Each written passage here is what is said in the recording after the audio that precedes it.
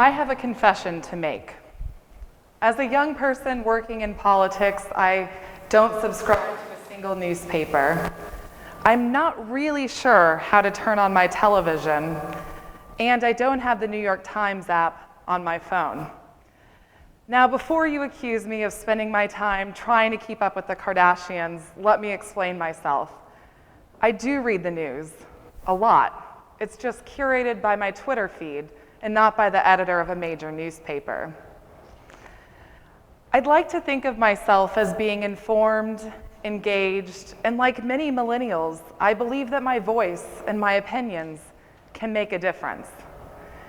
And that's what I want to talk with you about today, how the voices of so many millennials channeled through online social media can make an impact within our world. A recent study conducted just a few months ago by the World Economic Forum spoke with survey takers from 125 countries, 285 cities. And what they found was that millennials were really engaged in the world around them. 56% said that fighting social and economic inequality was an important priority within their lives. 42% said that climate change and environmental preservation was critical to them. And 33% believed deeply in increasing access to education. It's really clear to me that as a generation, we care about the world that we live in. Yet, within this same study, 50% of participants said that their governments were neither fair nor just. And 46% had the same viewpoints of the media. This sentiment was echoed most recently at the Republican debates in Boulder, Colorado, when Senator Ted Cruz said that the media had pitted candidates against each other in a quote-unquote cage fight. It's easy to see that millennials, who are about 80 million in numbers across the United States, could be a powerful political force. Yet when you look at our generation in the aggregate, we're less likely to value traditional electoral politics like voting, and we're more likely to eschew political identity as a party and party identification. Older generations tend to accuse us of being too busy in our smartphones to be paying attention to the world around us. But the fact of the matter is that young people, or millennials, are using these new online platforms to channel new ways to engage within the political process. This is what I like to call politics 2.0. It's not that we're less engaged or informed than our parents, it's just that the rules have changed and we're playing a different game. This online media networks, digital advocacy can be world-changing, but it works best when we focus on impact and not just awareness building or mere connectivity. You see, the power of a social platform like Twitter or Facebook is that it simplifies engagement to just a matter of a click, or maybe a couple of clicks. And it's really interesting to me, the Pew Research Center did a study quite recently that looked at where millennials are getting their political news. And the study found that 61% of American millennials felt that they got the majority of their political news through platforms like Facebook or Twitter. You see, I'm not the only one. There's a lot of people like me. When you compare their numbers for millennials to the baby boomers, you see a huge contrast, because our parents and our grandparents' generations are getting their news from local TV stations. It's easy to see that we're responding to and consuming news in a very different way than did previous generations. Let's take a look at just a couple of the ways that manifests itself and that affects the way that we engage with the world. The anti-apartheid movement sprung up in South Africa and was echoed across the African continent around the world as a movement to address racial inequality and to call for the end of apartheid. The movements in 1976 engaged young people and over 1 million students to protest in support of the African National Congress. That image of young people taking to the streets and explaining their convictions to the world around them bombarded South Africans and many people of other countries within the media. And youth played a critical role in the boycott of the Constitution of 1984 and ultimately helped see the end of apartheid in South Africa in 1994. Or let's take a look at another example, one that's a bit more modern, the Arab Spring. Political engagement in Egypt has been largely dominated by young people, and in particular students. A great case study of this is the April 6th movement that was led and organized by students in 2008. The purpose of the movement was to see the resignation of the current head of state, and there's some really interesting data that the University of Washington captured by looking at engagement across Twitter.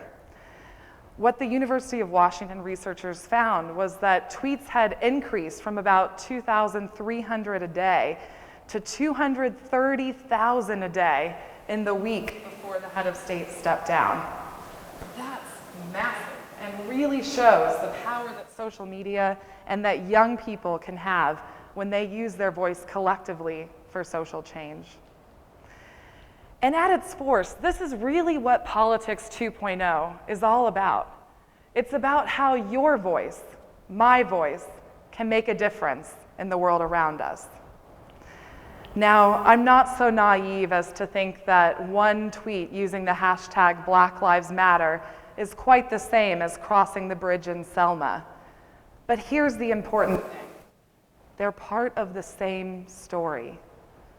Online advocacy can open up space to channel offline actions. If we think of it like a toolbox, there are some tasks in life for which a hammer is great, other times when we need a wrench. And if we tried to pull together our furniture using only a screwdriver, we wouldn't really be that successful. When we combined offline and online engagement, we're able to generate political change. Now, as we gear up for the 2016 election, I'm sure your newsfeed is just as cluttered as is mine with different political advertisements from both of the parties.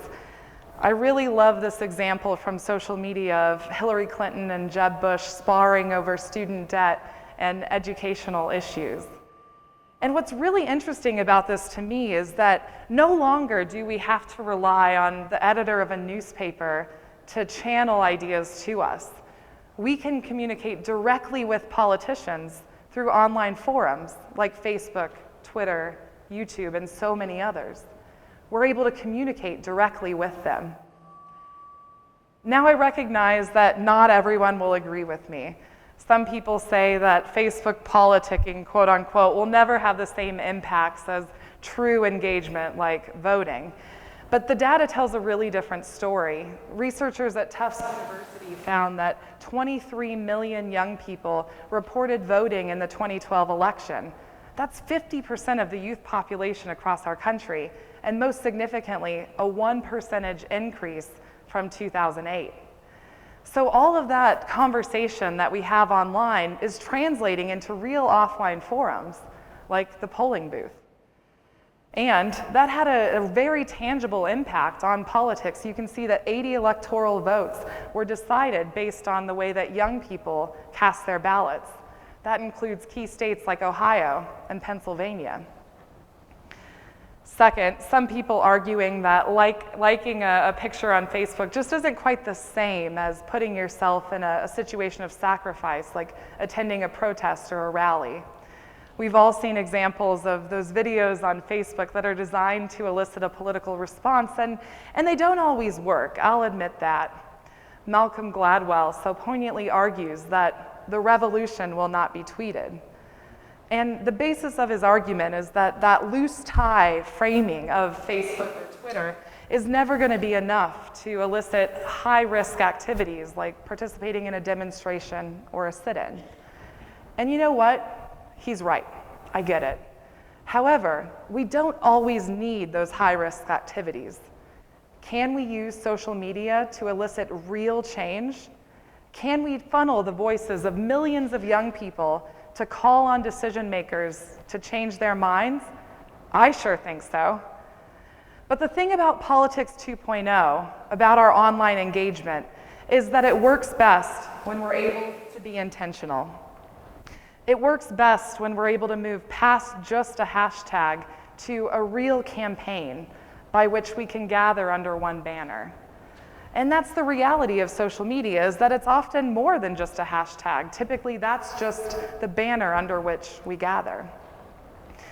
Over the past several years, dozens of new platforms have emerged where young people can raise their voice in favor of issues that they care about. You may have heard of platforms like Avaz, globalcitizen.org, or change.org, which are all examples of places that you can go to take action and get involved. I lead US policy and advocacy for the Global Poverty Project, where we created the platform globalcitizen.org. And this platform has been an absolutely incredible tool for achieving social impact, not only here in the United States, but all around the world. And to tell you that story, I have to tell you about an issue that's really close to my heart, and that's water and sanitation. Having access to improved sanitation, a safe place to go to the bathroom, is one of the best ways to ensure that girls can stay in school. It's one of the easiest ways to protect women and children from predators and abuse. And it's a great way to ensure that public health is protected. Yet despite this, over 1 billion people around the world don't have access to a pit latrine or any kind of improved sanitation. It's because of this that my colleagues and I decided to put our weight behind a bill called the Senator Paul Simon Water for the World Act 2 years ago in 2013. This bill is all about making American water and sanitation programs as effective and as efficient as they could possibly be. It's a bipartisan bill supported by both Republicans and Democrats. And when we came on board and decided to get involved, there was already dozens of nonprofits out there in the space working on this issue. Groups like WaterAid, WASH Advocates, World Vision, Millennium Water Alliance, and Interaction had all done a fantastic job of playing the inside game in DC. But what was needed to complement their great work was to take this a step farther: public mobilization, or what we like to call breaking the poo taboo. And that's what we did. We used Global Citizen as a platform to channel the voices of thousands upon thousands of millennials, where we wrote emails to our members of Congress telling them that we supported the bill and wanted to see them support and co-sponsor this legislation. And then we took it to the next step. We had Global Citizens email leadership of the House of Representatives to let them know that it was time to bring this bill to a vote. And on the very last day of the session in Senate, the bill passed and was sent to President Barack Obama's desk to be signed into law. Digital advocacy worked. Your voice made a difference. Here's an image of a few supporters standing outside of a 30-foot inflatable toilet where they had been tweeting at key members of Congress to get involved. And the truth of the matter is that it doesn't take millions of people to make an impact. Back in July, 18,000 global citizens tweeted at Isabella Lövin, the Swedish Minister for International Development Cooperation, and asked her to prioritize water and sanitation. She responded right away by saying that this would be a priority for the Swedish government. But we didn't stop there. Then we had 40,000 global citizens email the Prime Minister of Sweden to call on him to attend the Global Citizen Festival and announce a new commitment. And you know what he did? He came to the festival and he announced that he would expand access to water and sanitation for 60 million people by 2030. These are just a few examples of how your voice can be transformative. Now it's up to you as to how you're going to use your voice to make the world a better place. After all, politics 2.0 is the new operating system.